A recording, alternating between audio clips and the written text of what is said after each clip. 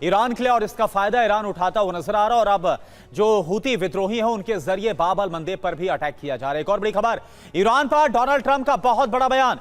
Iran ने आक्रामकता दिखाई तो हमला होगा। ईरान पर मुझे अब भरोसा नहीं है। सवाल तो यह है कि ईरान पर कब भरोसा था ट्रंप को। ईरान ने लगातार झूठ बोला है, मध्य पूर्व में ईरानी दादागिरी को खत्म किया है। सवाल तो एक ही, क्या वाकई में ऐसा हुआ है? ये बयान तो अमेरिकी राष्ट्रपति की तरफ से लगातार दोहराया जा रहा है। इससे पहले भी कई बार वो ईरान को लेकर ऐसे बयान दे चुके हैं। हॉर्मूज पर डोनाल्ड ट्रंप ने एक और बयान दिया। स्ट्रेट ऑफ हॉर्मूज पर क्या कहा ये जान लेते हैं। हॉर्मूज पर हमारा कंट्रोल है, डोनाल्ड ट्रंप ने कहा।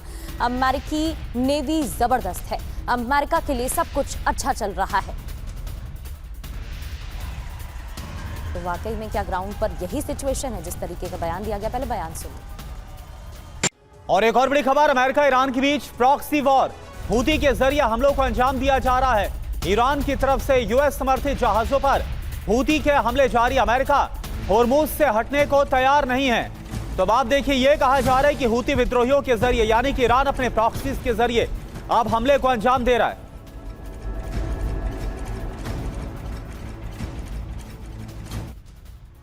तो अमेरिका और ईरान के बीच सीधी जंग समाप्त हो गई है। ट्रंप ऐलान भी कर चुके हैं कि अब वो ईरान पर हमला नहीं करेंगे। ऐसे में स्ट्रेट ऑफ हॉर्मूज से लेकर बाब अल मंदेब में कैसे प्रॉक्सी वॉर शुरू हो गया है, ये एक एक कर हम आपको बताते हैं, क्योंकि तनावपूर्ण हालात तो अभी भी बने हुए हैं। सबसे पहले ईरान का क्या रुख है, अमेरिका की तरफ से क्या कदम उठाए जा रहे हैं, ये भी आपको बताते हैं। तो बिल्कुल, अगर ईरान की बात करें तो हॉर्मूज बंद करके संकट में डाला है। ये इस वक्त स्थिति है ईरान की तरफ से। बिल्कुल, और क्योंकि हथियार भी है स्ट्रेट ऑफ हॉर्मूज ईरान के लिए। अमेरिका की बात करें तो नाकाबंदी से ईरान को जवाब दिया गया, जो एक मास्टर स्ट्रोक भी साबित हुआ। इसके अलावा IRGC ने भी एक बड़ी चुनौती बनी हुई है अमेरिका के लिए लगातार। वहीं स्ट्रेट ऑफ हॉर्मूज में युद्धपोतों की तैनाती अमेरिका की तरफ से बढ़ा दी गई है। इसके साथ ही हूती विद्रोहियों को खास तौर पर अब ईरान की तरफ से एक्टिव कर दिया गया है, अमेरिका और उसके सहयोगियों के खिलाफ।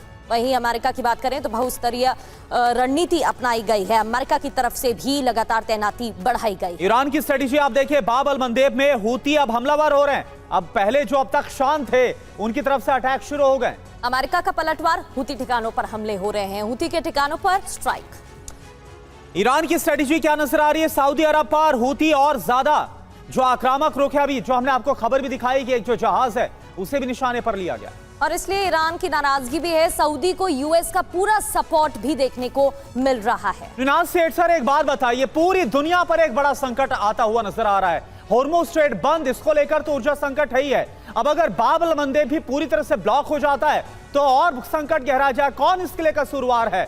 28 फरवरी को अमेरिका ने हमला किया, उसके पहले तो हालात एकदम ठीक थे। अब उसके बाद अब क्या हो रहा है? इतने दिन के बाद अमेरिका अपना बोरिया बिस्तरा समेटने में लगा हुआ है। ना तो इस्लामिक शासन बदला और ना ही परमाणु कार्यक्रम बंद हुआ। देखिए, मुझको लगता है कि आप एक तरह से देखें तो पानी के ऊपर एक पानी का ये अखाड़ा है। अगर आप कुश्ती फॉलो करते हैं तो दो पहलवान लगे हैं, एक दंड होता है कुश्ती में जिसमें आप उठा के फेंकने की कोशिश करते हैं। दोनों पहलवान एक दंड की पोजीशन में है। देखना यह है कि कौन धोबी पछाड़ कर सकता है, और धोबी पछाड़ नहीं हो पाता पानी पे क्योंकि वहां जमीन नहीं होती। मेरे को लगता है कि अगर आप दोनों स्ट्रेट्स देखें तो कल सिर्फ 6 शिप्स निकली थी हॉर्मूज से, और 3 शिप्स निकली थी दूसरी वाली बाब अल मंदेब उसमें से। कहने का मतलब यह है कि इस वक्त अमेरिका ने अपनी बहुत ज़्यादा नेवी लगा के नाकेबंदी जो की है वो सक्सेसफुल रही है अभी। लेकिन ईरान के पास अभी भी इतने मिसाइल ज़रूर हैं कि इंश्योरेंस जो शिप का होता है, ऑयल का होता है, वो बहुत ऊपर जाए। जब इंश्योरेंस ऊपर जाता है तो लोग कहते हैं अरे हम खतरा नहीं लेंगे, हम नहीं ले जाएंगे ऑयल। मुझको लगता है कि ये स्टेलमेट तब तक चलेगा जब तक ईरान इसको खींच सकता है। जितना ईरान खींचता है उतना ट्रंप लूज करते हैं। अमेरिका का जो वोटर है अभी वो नहीं चाहता बियॉन्ड ए पॉइंट कि अमेरिका इसमें लगा रहे। तो मेरे को लगता है कि ईरान टाइम खरीदने की कोशिश कर रहा है। देखना ये होगा कि क्या अमेरिका की सुपीरियर नेवी सी कंट्रोल कर सकती है कि नहीं।